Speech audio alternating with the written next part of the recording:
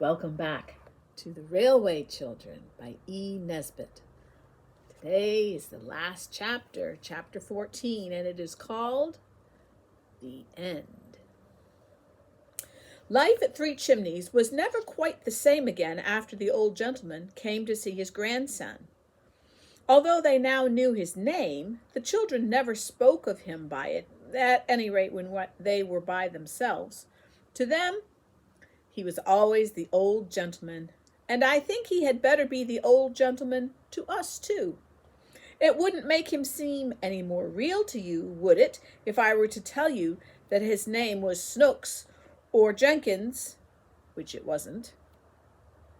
And after all, I must be allowed to keep one secret.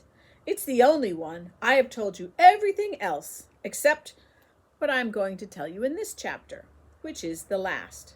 At least, of course, I haven't told you everything. If I were to do that, the book would never come to an end. And that would be a pity, wouldn't it? Well, as I was saying, life at Three Chimneys was never quite the same again. The cook and the housemaid were very nice. I don't mind telling you their names. They were Clara and Ethelwyn. But they told Mother they did not seem to want Mrs. Viney, and that she was an old muddler. So Mrs. Viney came only 2 days a week to do washing and ironing. Then Clara and Ethelwyn said they could do the work all right if they weren't interfered with. And that meant that the children no longer got the tea and cleared it away and washed up the tea things and dusted the rooms. This would have left quite a blank in their lives, although they had often pretended to themselves and to each other that they hated housework. But now that Mother had no writing and no housework to do, she had time for lessons, and lessons the children had to do. However nice the person who is teaching you may be, lessons are lessons all the world over, and at their best are worse fun than peeling potatoes or lighting a fire. On the other hand, if Mother now had time for lessons, she also had time for play. And to make up little rhymes for the children as she used to. She had not had much time for rhymes since she came to Three Chimneys. There was one very odd thing about these lessons. Whatever the children were doing, they always wanted to be doing something else. When Peter was doing his Latin, he thought it would be nice to be learning history like Bobby. Bobby would have preferred arithmetic, which was what Phyllis happened to be doing, and Phyllis, of course, thought Latin the most interesting kind of lesson, and so on. So one day, when they sat down to lessons, each one of them found a little rhyme at its place. I put the rhymes in to show you that their mother really did understand a little how children feel about things, and also the kind of words they use, which is the case with very few grown-up people. I suppose most grown-ups have very bad memories and have forgotten how they felt when they were little. Of course, the verses are supposed to be spoken by the children. Peter. I once thought Caesar, easy pap, how very soft I must have been. When they start Caesar with a chap, he knows little what that will mean. Oh, verbs are silly, stupid things. I'd rather learn the dates of kings. Bobby. The worst of all my lesson things is learning who succeeded who in all the rows of queens and kings with dates to everything they do, with dates enough to make you sick. I wish it was arithmetic. Phyllis. Such pounds and pounds of apples fill my slate. What is the price you'd spend? You scratch the figures out until you cry upon the dividend. I'd break the slate and scream for joy if I did Latin like a boy. This kind of thing, of course, made lessons much jollier. It is something to know that the person who is teaching you sees that it is not all plain sailing for you, and does not think that it is just your stupidness that makes you not know your lessons till you've learned them. Then, as Jim's leg got better, it was very pleasant to go up and sit with him and hear tales about his school life and the other boys.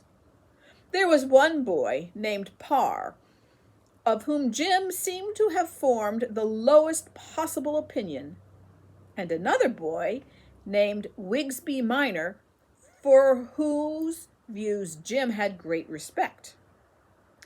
Also, there were 3 brothers named Paley, and the youngest was called Paley Terts, and was much given to fighting.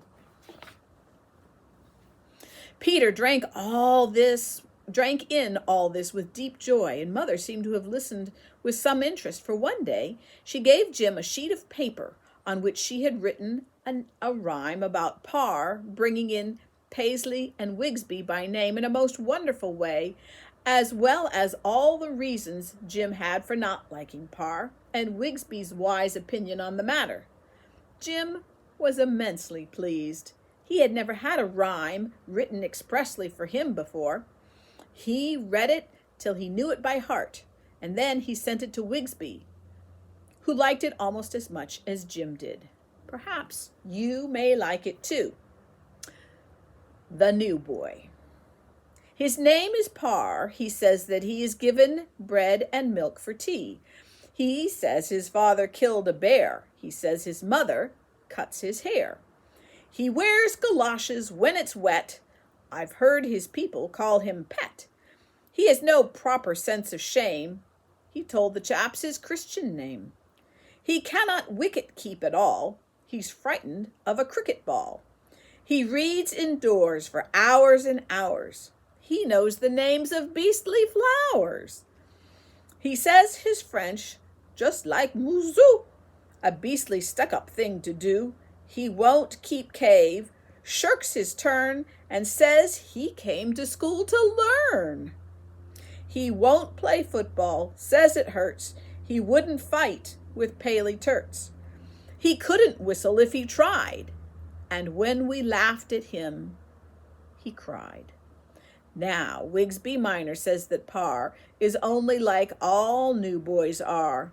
I know when I first came to school, I wasn't such a jolly fool. Jim could never understand how Mother could have been clever enough to do it. To the others it seemed nice, but natural.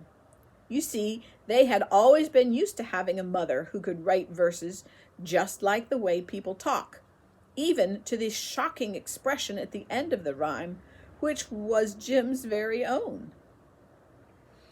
Jim taught Peter to play chess and draughts and dominoes, and altogether it was a nice, quiet time. Only Jim's leg got better and better.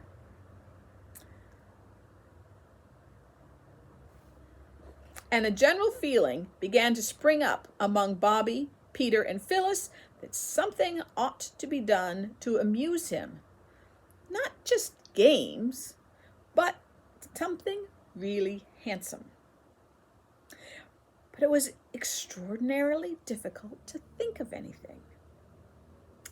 It's no good, said Peter, when all of them had thought and thought till their heads felt quite heavy and swollen. If we can't think of anything to amuse him, we just can't, and there's an end to it. Perhaps something will just happen of its own accord that he'll like. Things do happen by themselves sometimes, without your making them, said Phyllis, rather as though, usually, everything that happened in the world was her doing. I wish something would happen, said Bobby dreamily. Something wonderful. And something wonderful did happen exactly 4 days after she had said this. I wish I could say it was 3 days after, because in fairy tales It is always 3 days after that things happen. But this is not a fairy story, and besides, it really was 4 and not 3, and I am nothing if not strictly truthful. They seemed to be hardly railway children at all in those days, and as the days went on, each had an uneasy feeling about this, which Phyllis expressed one day. "I wonder if the railway misses us," she said plaintively. "We never go to see it now." "It seems ungrateful," said Bobby. "We loved it so when we hadn't anyone to play with." "Perks is always coming up to ask after Jim," said Peter, "and the signalman's little boy is better. He told me so." "I didn't mean the people," explained Phyllis. "I meant the dear railway itself." "The thing I don't like," said Bobby on this 4th day, which was a Tuesday, "is our having stopped waving to the 9:15 and sending our love to Father by it." "Let's begin again," said Phyllis, and they did.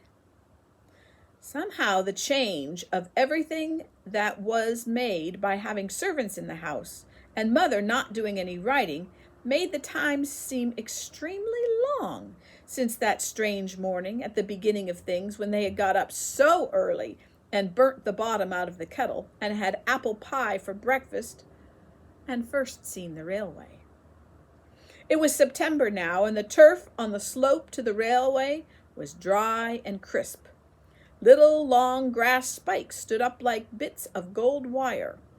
Frail blue harebells trembled on their tough, slender stalks. Gypsy roses opened wide and flat their lilac-colored discs, and the golden stars of St. John's wort shone at the edge of the pool that lay halfway to the railway. Bobby gathered a generous handful of the flowers and thought how pretty they would look lying on the green and pink blanket of silk waste that now covered Jim's poor broken leg. "Hurry up," said Peter, "or we shall miss the 9:15. "I can't hurry more than I am doing," said Phyllis. "Oh, bother! My bootlace has come undone again." "When you're married," said Peter, "your bootlace will come undone going up the church aisle, and your man that you're going to get married to will tumble over it and smash his nose in on the ornamented pavement, and then you'll say you won't marry him, and you'll have to be an old maid." "I shan't," said Phyllis. "I'd much rather marry a man with his nose smashed in than not marry anybody." "It would be horrid to marry a man with a smashed nose all the same," went on Bobby. "He wouldn't be able to smell the flowers at the wedding. Wouldn't that be awful?" "Bother the flowers at the wedding," cried Peter. "Look, the signal's down. We must run." They ran, and once more they waved their handkerchiefs without at all minding whether the handkerchiefs were clean or not, to the 9:15. "Take our love to Father," cried Bobby, and the others, too, shouted, "Take our love to Father." The old gentleman waved from his first class carriage window. Quite violently he waved, and there was nothing odd in that, for he had always waved. But what was really remarkable was that from every window handkerchiefs fluttered, newspapers signaled, hands waved wildly. The train swept by with a rustle and roar, the little pebbles jumped and danced under it as it passed, and the children were left looking at each other. "Well," said Peter. "Well," said Bobby. "Well," said Phyllis. "Whatever on earth does that mean?" asked Peter. But he did not expect an answer. "I don't know," said Bobby. "Perhaps the old gentleman told the people at his station to look out for us and wave. He knew we should like it." Now, curiously enough, this was just what had happened. The old gentleman, who was very well known and respected at this particular station, had got there early this morning, and he had waited at the door where the young man stands holding the interesting machine that clips the tickets, and he had said something to every single passenger who passed through that door. And after nodding to what the old gentleman had said, and the nods expressed every shade of surprise, interest, doubt, cheerful pleasure, and grumpy agreement, each passenger had gone on to the platform and read one certain part of his newspaper. And when the passengers got into the train, they had told the other passengers who were already there what the old gentleman had said. And then the other passengers had also looked at their newspapers and seemed very astonished and mostly pleased. Then, when the train passed the fence where the children were, newspapers and hands and handkerchiefs were waved madly, till all that side of the train was fluttery with white, like pictures of the king's coronation in the biograph at Maskelyne and Cook's. To the children, it almost seemed as though the train itself was alive, and was at last responding to the love that they had given it so freely and so long. "It is most extraordinarily rum," said Peter. "Most strawnery," echoed Phyllis. But Bobby said, "Don't you think the old gentleman's waves seemed more significant than usual?" "No," said the others. "I do," said Bobby. "I thought he was trying to explain something to us with his newspaper." "Explain what?" asked Peter, not unnaturally. "I don't know," Bobby answered, "but I do feel most awfully funny. I feel just exactly as if something was going to happen." "What is going to happen," said Peter, "is that Phyllis's stocking is going to come down." This was but too true. The suspender had given way in the agitation of the waves to the 9:15. Bobby's handkerchief served as first aid to the injured, and they all went home.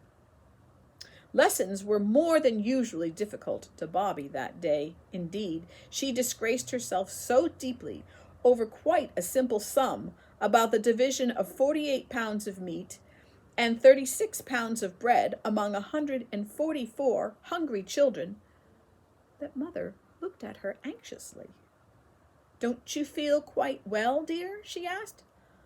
"I don't know," was Bobby's unexpected answer. "I don't know how I feel. It isn't that I'm lazy. Mother, will you let me off lessons today?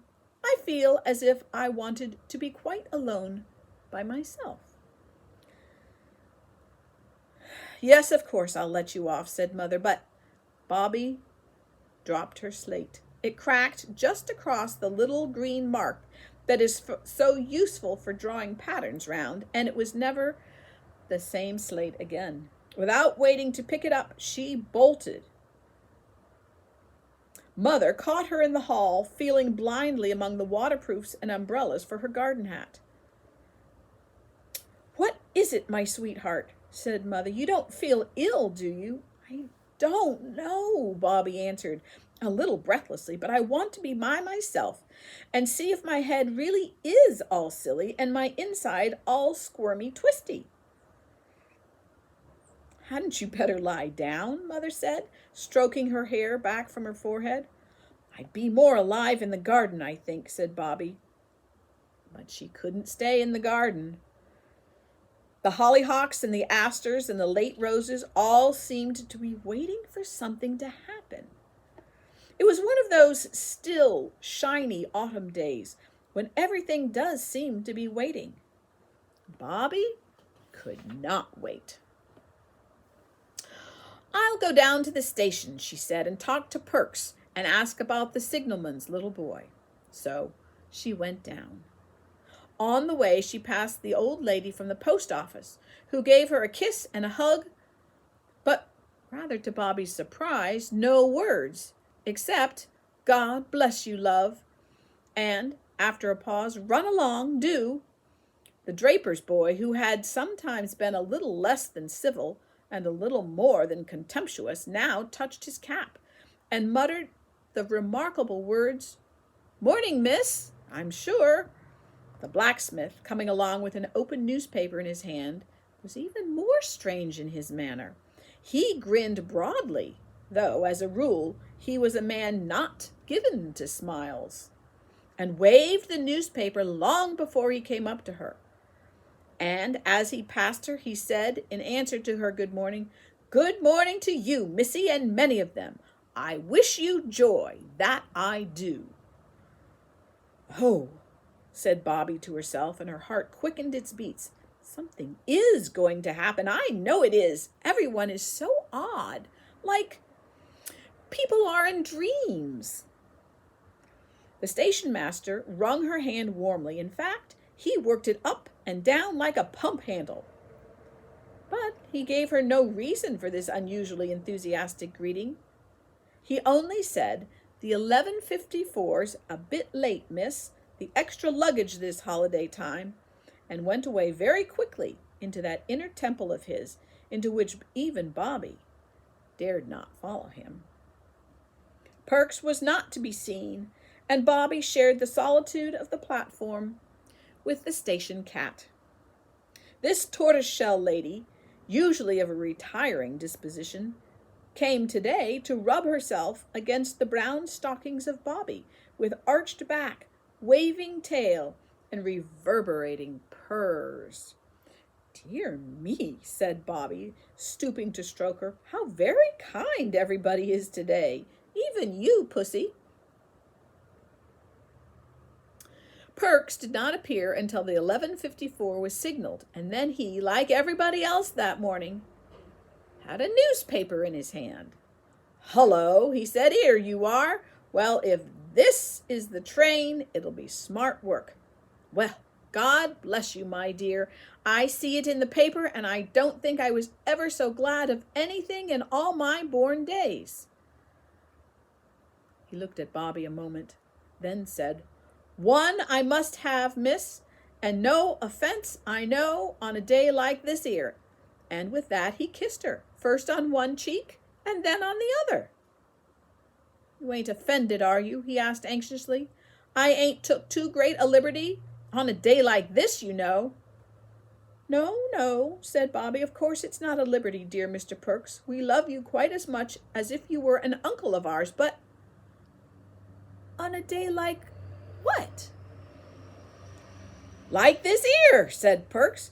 "Don't I tell you I see it in the paper?" "Saw what in the paper?" asked Bobby, but already the 11:54 was steaming into the station, and the station master was looking at all the places where Perks was not and ought to have been. Bobby was left standing alone, and the station cat watching her from under the bench with friendly golden eyes. "Of course, you already know exactly what was going to happen." Bobby was not so clever. She had the vague, confused, expectant feeling that comes to one's heart in dreams. What her heart expected, I can't tell. Perhaps the very thing you and I know was going to happen, but her mind expected nothing. It was almost blank, and felt nothing but tiredness and stupidness and an empty feeling like your body has when you've been a long walk and it is very far indeed past your proper dinner time. Only 3 people got out of the 11:54. The first was a countrywoman with 2 baskety boxes full of live chickens who stuck their russet heads out anxiously through the wicker bars. The second was Mrs. Peckett, the grocer's wife's cousin, with a tin box and 3 brown paper parcels. And the third, "My daddy! My daddy!" That scream went like a knife into the heart of everyone in the train. And people put their heads out of the windows to see a tall, pale man with lips set in a thin, close line, and a little girl clinging to him with arms and legs, while his arms went tightly around her. I knew something wonderful was going to happen, said Bobby as they went up the road, but I didn't think it was going to be this. Oh, my daddy, my daddy. Then Mother didn't get my letter? Father asked. There weren't any letters this morning. Oh, Daddy, it is really you, isn't it? The clasp of a hand she had forgotten assured her that it was.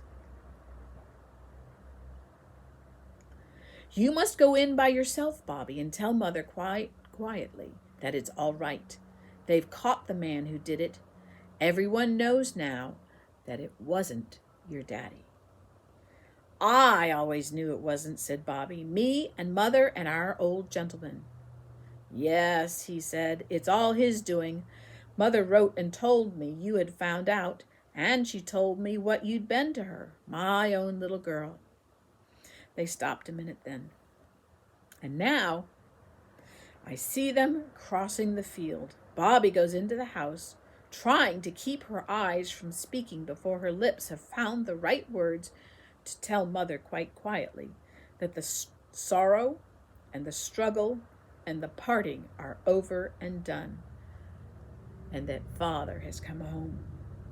I see Father walking in the garden, waiting. He's looking at the flowers, and each flower is a miracle to eyes that all these months of spring and summer have only seen flagstones and gravel and a little grudging grass. But his eyes keep turning towards the house, and presently he leaves the garden and goes to stand outside the nearest door. It is the back door, and across the yard the swallows are circling. They are getting ready to fly away from cold winds and keen frost to the land where it is always summer. They are the same swallows the children built the little clay nests for. Now the door opens. Bobby's voice called, "Come in, Daddy, come in." He goes in, and the door is shut. I think we will not open the door to follow him. I think that just now we are not wanted there. I think it will be best for us to go quickly and quietly away. At the end of the field, among the thin gold spikes of grass and the harebells and gypsy roses and St. John's wort, we may just take one last look over our shoulders at the white house where neither we nor anyone else is wanted.